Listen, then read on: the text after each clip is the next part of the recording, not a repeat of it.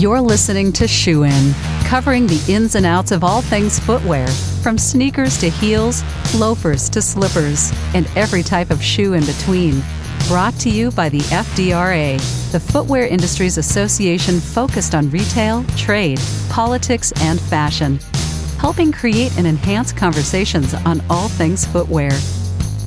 Hey, welcome back to the Shoe In Show. Our faithful listeners, our shoeaholics, if you will. I just coined that phrase. I'm your host today, Matt Preetz, and I'm your singular host. We don't do that very often, but our team is rocking and rolling in a variety of different initiatives, and I encourage you to go to fdra.org just to see what we're working on because there's so much out there.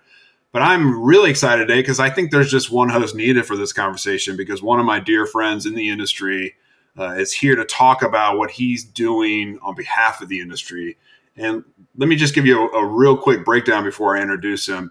One of the cool things about the footwear industry, and I've been in this industry for 16 years now, is that we have a foundation that was propped up even before FDRA, which was a long time ago, but was propped up to serve its own people, right? And so I don't know much about other, about the widget association or an industry or about high tech or those kinds of things. And I don't know if they have these kinds of support groups, but I do know that the 210 Footwear Foundation is super important to the footwear industry and how we thrive. And I think that word thrive is really important. And so today I have on for this conversation my dear friend Shawn Osborne, who's president and CEO of the 210 Footwear Foundation.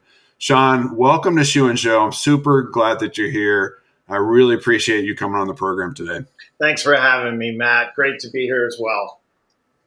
All right, let's get down to it, to brass tacks. You know, not everyone knows who 210 is. I know it's a shocker. I think everyone in the shoe industry knows who they are, but give me like the 30-second, this is who we are, this is what we do. Like if someone's just tuning in and not knowing who you guys are, tell us about the 210 Footwear Foundation. All right, Matt, you know me. I'm Irish. I can't do anything in 30 seconds, but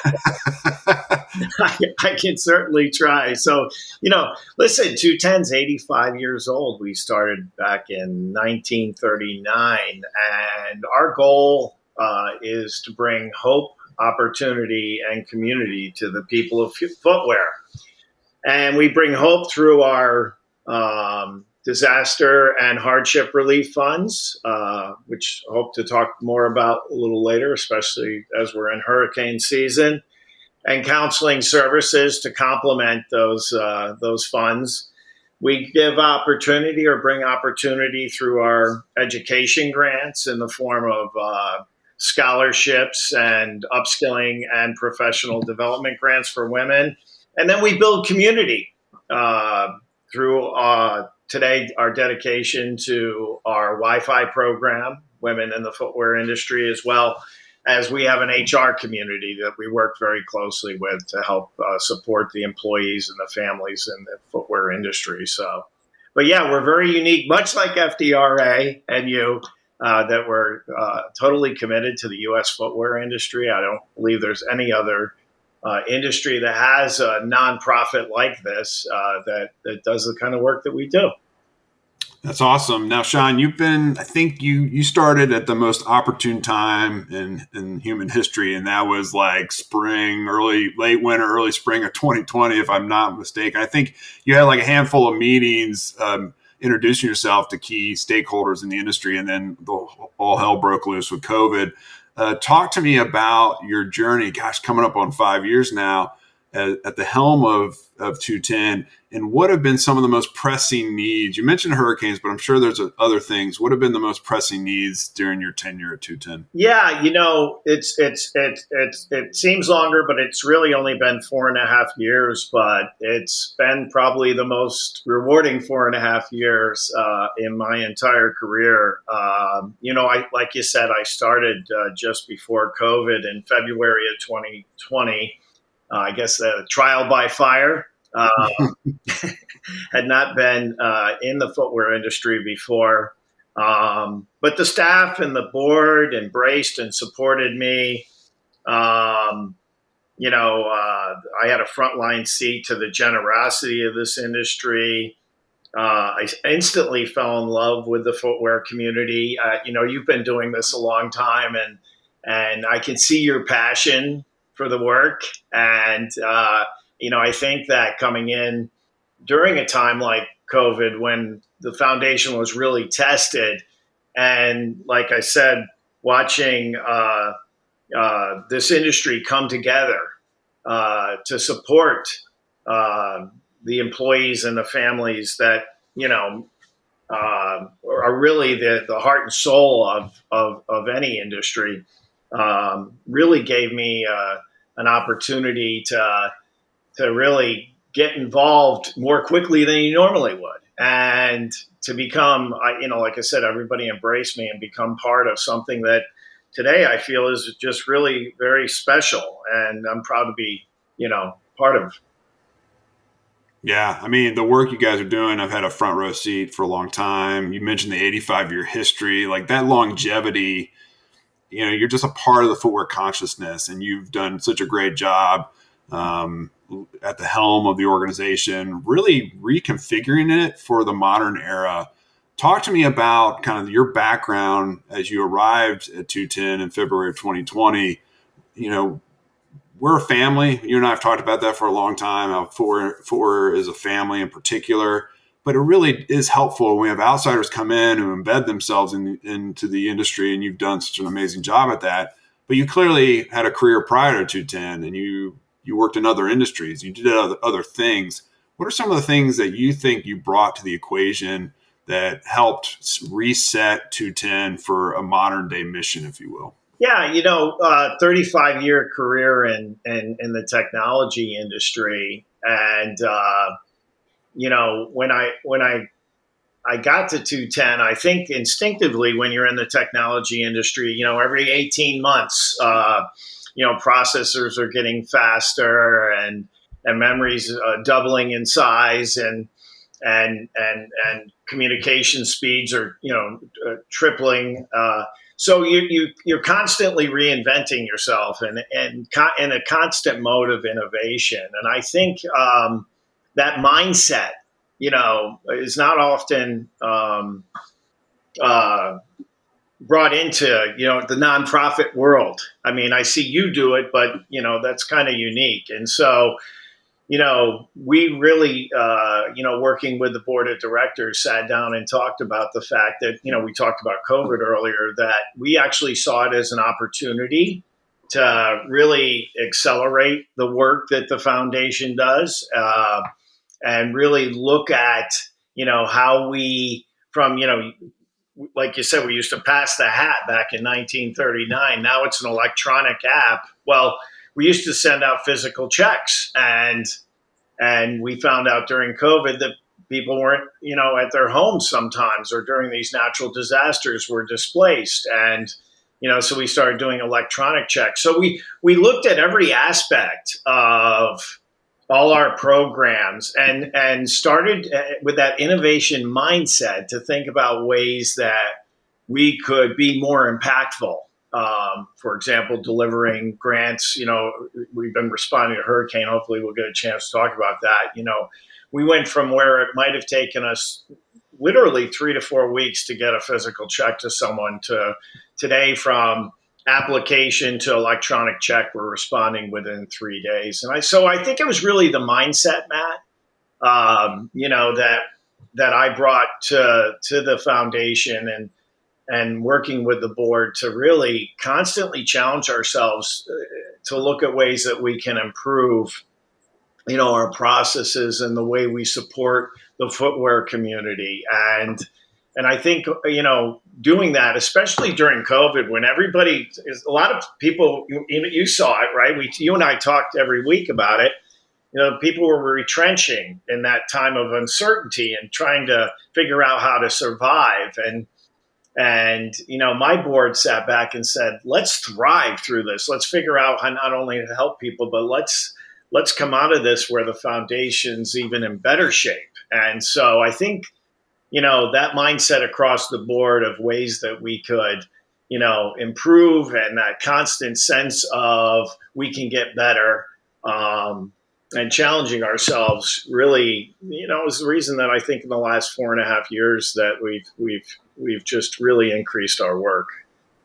Yeah, that's so true. And I remember thinking at the time, Shawn, and I may have told you this before privately, but I thought to myself, my gosh, to be in your position, to starting to run an organization with the history that it has, when as COVID hits, just how difficult, and it's a relational industry, right? You got to get out there and press the flesh and be with people and share a drink or two, and your first year, none of that was possible, maybe even beyond that, as I think about it. So kudos to you for learning how to navigate the relational aspect of running an organization within the footwear industry, because that was difficult to do. And I kept thinking to myself, I'm glad I'm not Shawn. I'm glad I'm not Shawn. And I mean that with all deepest respect.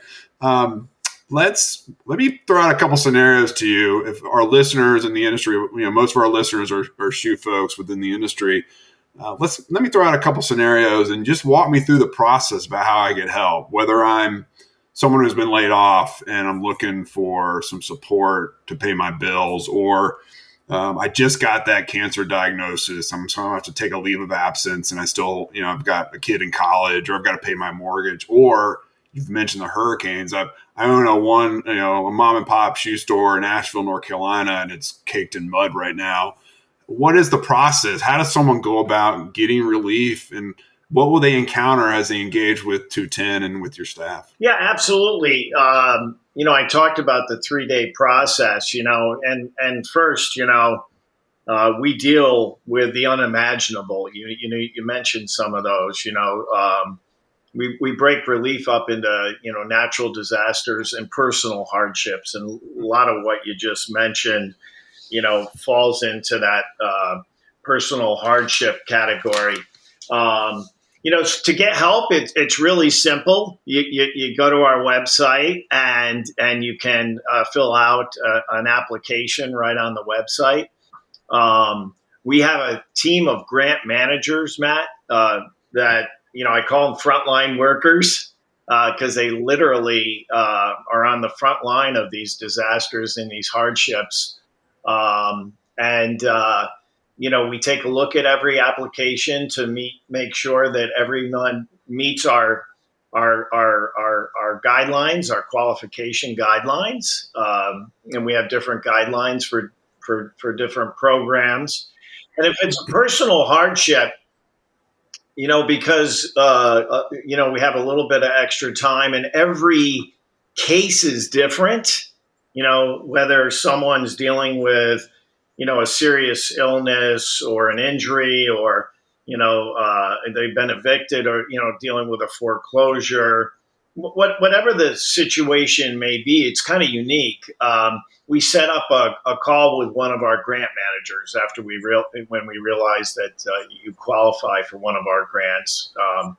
And the grant manager, usually it's about a half-hour call. We'll sit and kind of talk through the application and talk through your situation. And then based on that situation, they will decide, the size of the grant that you'll receive. And then that moves from there to accounting, and we send out a check. So it's a really simple process. And we're even set up right now during natural disasters. Sometimes if you can't get to our website, people don't have internet access, but they might be able to get on their cell phone. You can actually just call us up, and one of our grant managers will actually fill out the application for you. So, and we're doing a lot of that right now, with the hurricanes that we're experiencing, where people are displaced. They don't have access to a computer and the internet, but they can call us on the phone. We'll work with them. So we try to make it as easy as possible and as personal as possible. And I think that's what, is the cornerstone of the foundation, is the fact that we don't treat everybody the same. Every footwear employee and their family it's a different situation, and we try to give them, and also that gives us an opportunity, Matt. You think about the fact I mentioned counseling services, which has been an area that we've really increased recently, is that when the grant manager's on the phone with someone, quite often, they'll realize that, like, hey, I want to make you aware of the fact that 210 Footwear Foundation offers financial, legal, and mental health counseling, which are the three primary things that we typically experience. And so it's great that during that conversation we can recommend other programs. Yeah, that's phenomenal, right? You have an old tagline, and it's always resonated with me: "Shoe people helping shoe people," because of the unique nature of 210. And by the way, what's the deal with? I know the deal is, but what's the deal with 210? Like, what's the significance of that before we move forward? The significance of shoe people helping shoe people, or the numbers 2 and 10. The name 210. Sorry, I'm slow today. 210 came from 210 Lincoln Street in Boston, which is where we originally resided, because that's where all the leather factories were right at one time in the Boston area. And that's where the pass the hat, they would sit. So cool. They'd say, oh, Matt Priest and his family, something happened, and, they pass the hat and collect. So it came from 210 Lincoln Street. That's awesome. Just the name just evokes like this heritage, right? Just for the industry. It tracks with like the history of the industry, which is robust, and just there's so much there that we could unpack. But going back to this shoe people helping shoe people, just as a reminder that the funding and the support and the resources that empower you and the frontline workers and others to do what you do so well, Shawn, is the industry itself, right?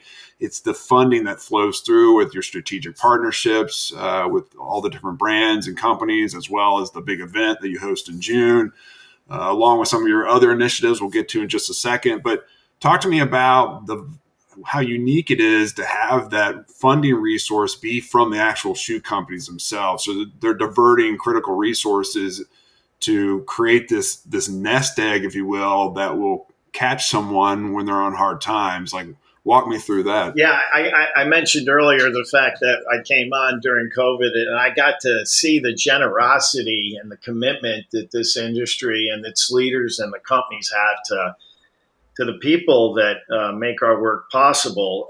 We have an amazing community of donors, and much like you have an amazing community of members, and very similar, both corporate and individual, and a nice mix across the footwear industry of retailers, wholesalers, and service providers that support the organization, as well as these companies run oftentimes, Matt, like campaigns internally where they'll get individual employees to raise money to support kind of teammates helping teammates, knowing the good work that the foundation does. So corporate and individual donors and the generosity of those donors is what makes our work possible.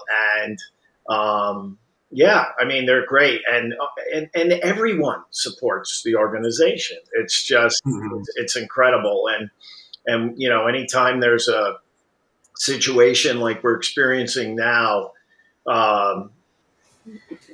you see the increase in support.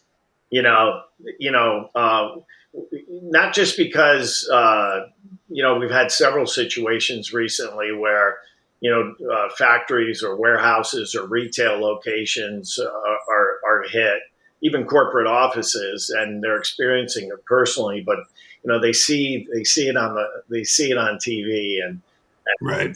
They really reach out to help support. So we have an amazing community of donors that really make the work possible.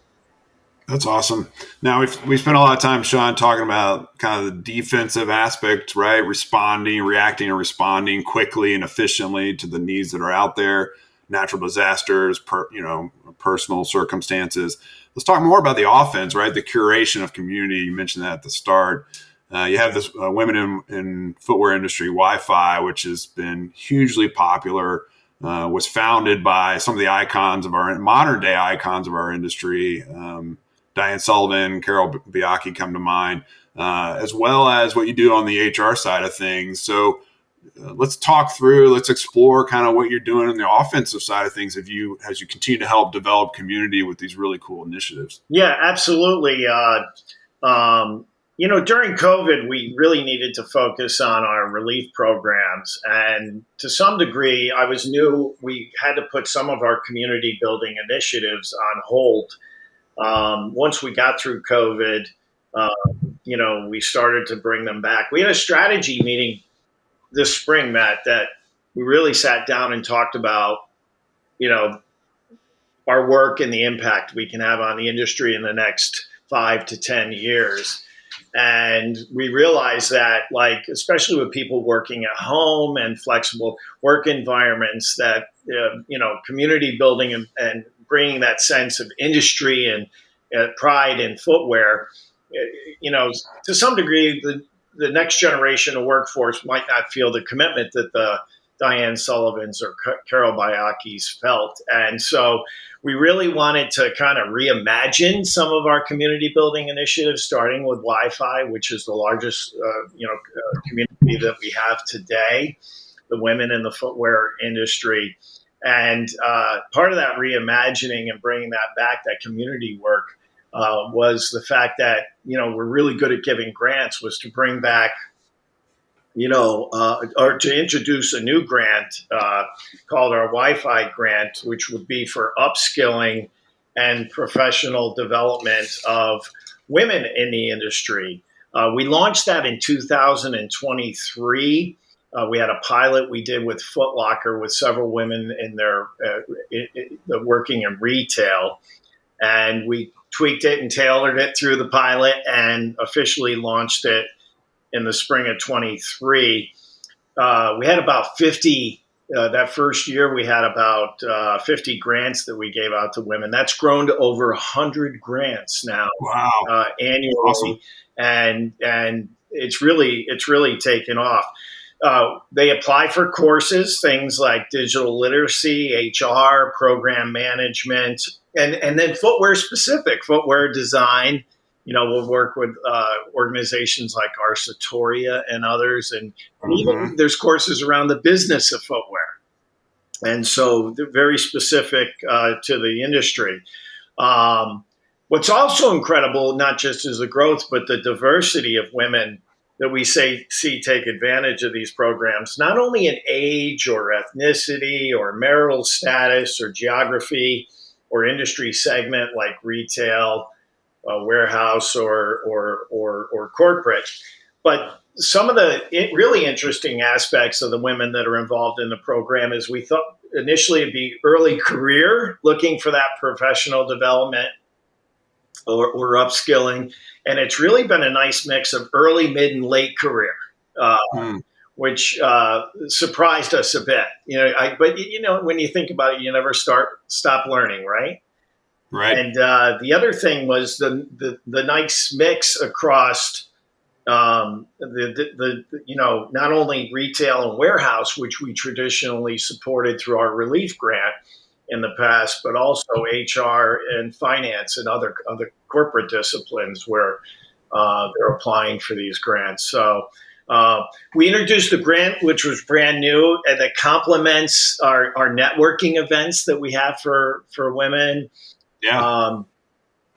We have a new advisory board that consists of 6 women now that are really building the strategy with Leslie Renner, who's in charge internally at 210 for that for that initiative. And they're looking at things like mentoring and but really thinking about mentoring in a different sort of way. It's not where the old gray-haired person like I, mentors the early career person, but really, it's bi-directional. We can learn as much from them as they can learn from us. And so we're really reimagining and rethinking every aspect of what we're doing with our community building in the future.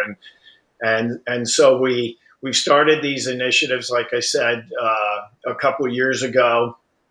And we're really building on it now and learning and it's I think we're right now over 6,000 women are involved in the program and growing rapidly. So it's an incredible initiative. That is amazing. kudos to you, Shawn, and to the team, to Leslie and others that have really kind of taken an 85-year-old organization and reconfigured it in a way that meets modern needs in a time when the needs seem to exponentially grow, both on the offense and the defensive side. So kudos to you. My last question for you is, how do people get a hold of you or the organization? What's the best way to reach out? Should you have some need or you want to give, more importantly? Yeah, again, the best way is through the website, 2ten.org, to get support or to donate to the organization. Before we close, I just want to mention that, our work around hurricane relief. Is that okay? Of course. Yeah, by all means. Because that's kind of what's burning up the website right now. We've had a record-breaking hurricane season like no other. I think the death toll tops over 300, which, we haven't seen. The last 3 some odd months, people have been reaching out. In July, it was Hurricane Beryl. August, I think we had Debbie and Ernesto, and now September, early October, Helene and Milton have devastated the Southeast, and it has a devastating effect on the employees and their families. No power, food, water, housing, hygiene supplies, all the things that we count on our day to day. We've had over 1,500 applications and cases. We've given out over 850 grants. We've exceeded $600,000. I think the last time we had a couple of major events,